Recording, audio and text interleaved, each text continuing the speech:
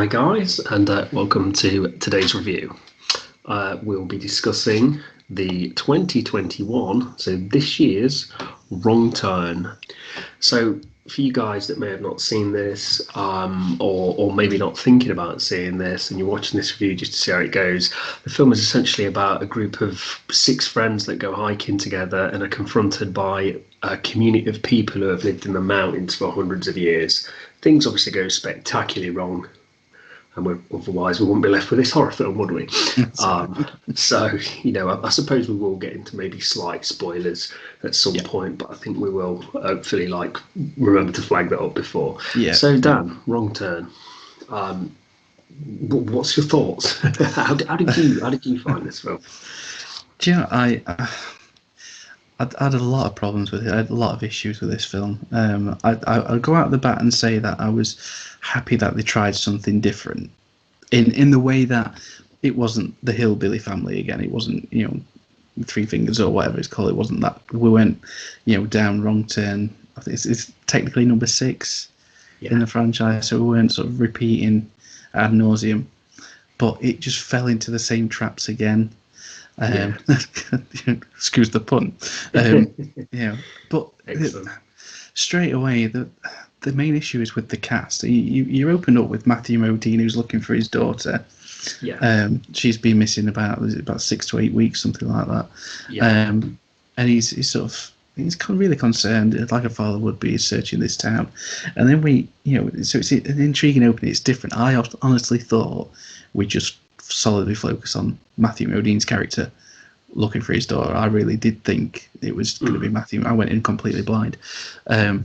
And then we sort of flash back to this group of kids, and instantly they are completely horrible people.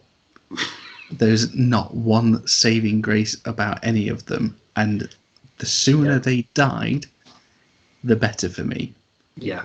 I really struggled to find any single ounce of likability in any of them. And there was no redeeming features, was there, for none of them? Not all. I feel like people might argue about this, but I feel like the grouping of them was a complete woke checklist. It felt more like a let's please all maybe the cinema goers than having any single either character feature or any kind of character. And they're all douchebags. Who think so highly of themselves that you how self-aware are they? Oh my god! And let's still fall into the most basic of traps. I don't know. I really hoped that they'd all meet a sticky end. I wasn't disappointed, but I was kind of flummoxed that me and my partner were watching it, and we thought we were heading towards the climax, and it turned out we're only about halfway through for a film that's not. It's not. There's about an hour and 50 minutes, is it? Something like that. Yeah. It really felt like it was double that time. I struggled with it, mate, to be honest, and I came away completely just uninspired and unawed. I really struggle with it because the film really does. It feels at odds with itself. Like the characters are so self-aware, but they fall for all the cliches and traps. It's like they almost know they're in a horror film or a parody. The film, I don't know if this is a problem with modern horror, but the film almost looks too pretty. I don't mean a pretty made, but like these guys are supposed to be like, let's mark spoilers now, but the people in the woods are actually just people in the woods. And I feel like everything's just way too clean as well for me to take anything like, as gospel or serious. And then you have these people that we kind of get to a point where one of our characters beats one of his captors, I think, to death. Then they get, have an escape a route that's kind of stopped, and then they end up, and then it's, the bad guys, the community's revealed, the Foundation are called. And then it's almost like goes to a bit of a court case. And I feel like the film doesn't want to know whether doesn't know, it's not decided whether you're supposed to be on the side of the good guys or actually think these guys are actually the bad guys now. Are we the bad guys? yeah, essentially, yeah. And then it just again goes and completely throws that all out the window in the finale. So it's absolutely madness for me. And one of the biggest sins of the film I won't forgive is I love Matthew Modine. Yep. I do, but survivalists, people that want revenge on these people, are taken out in the woods straight away. And this guy, and he, bless him, looks so frail when it does, and he manages to get up the mountain in pitch black, and he's fine. Yeah, you know. You see, again, there's not a redeeming other than Matthew Modine, who really does try. He really does give it. He's charismatic, and he's and he's believable. But that's it. But charisma doesn't win the day when you're up against mountain folk. But I think that's the other thing. I was quite happy to see that the majority of it was shot in the day, which was a nice change from struggling to see things in the forest at night and wonder what is actually going on. So it's nice. So I suppose that had it going for it. But very little else. There was very little to keep me engaged. And I said, I just straight away, just going back to what I said at the start, I was hoping for a quick death for them all. Mm-hmm. And it's, we see one real gore scene. The other one's a little bit afterwards, and it's kind of a bit laughable, actually. I thought the first person, it's a bit strange. Reminds me a bit of The Ring, if anyone's seen the American Ring. One of my problems is the ending.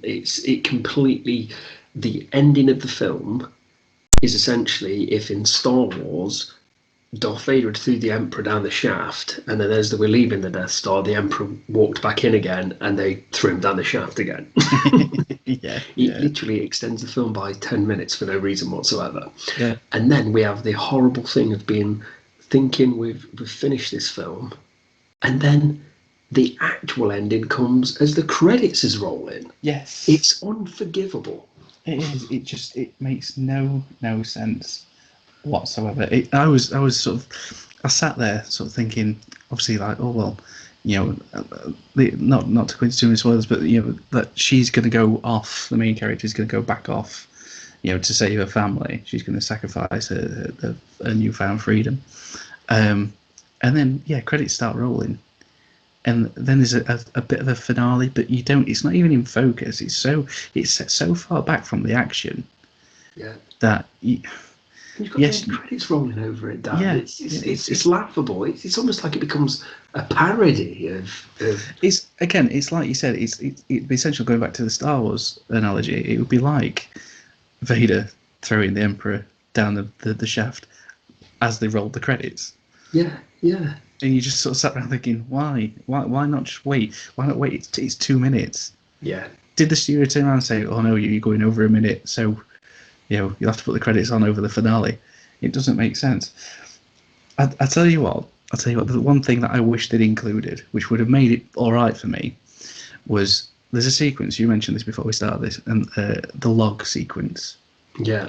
And if they'd added the Ren and Stimpy log song, if they'd what rolls downstairs, a lonely person over your neighbour's dog. What's great for a snack if it's your back? It's log. It would have been more entertaining. I might edit that, Yeah, I would. I think I might do that. So put a spoiler tag on it and just stick the logs on. Yeah. I think it's a sad state. I think it's already a bit of it was almost like a B franchise in horror. Hills of Eyes and Texas Chainsaw wannabe kind of. So to then give it a reboot in 2021 it just didn't know what it wanted to be. Yeah. Nothing redeeming. Matthew Modine clearly for a paycheck, hopefully. Yeah. Do you feel that maybe it was written because somewhere along the line someone said if you don't produce another Wrong Turn movie then you'll lose the franchise rights? Or they'll be upset because this happens a lot with, like, Hellraiser did this, where they said like the rights will revert to, let's say, Clive Barker if you don't put another one into production this year. So they just make shit films just to keep all the license. It's a very good point, but I think for that to actually happen, they needed to find out at 11:30, and the rights went over at midnight. They had half an hour to write it because the script's that bad. It's dull. It's dull.